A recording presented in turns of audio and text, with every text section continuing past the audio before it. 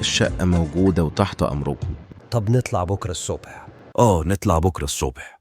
بس لازم أقول لكم على حاجة، الشقة مش في قرية. أمال فين؟ عادي في الساحل، بس مش جوه قرية يعني. مفيش مشكلة، المهم نشوف بحر ونعوم. عومنا. وكمان هنمشي شوية عشان نوصل لها. ليه؟ طب ما نركب مواصلات يا ماريو. مفيش مواصلات لحد هناك، احنا هناخد ميكروباص من الموقف هنا لأول الطريق، ومن هناك هنتمشى. كتير يعني؟ شوية. خلاص نتمشى، المهم نغطس غطسنا. ونبلبط بلبطنا. ونغرق. غرقنا.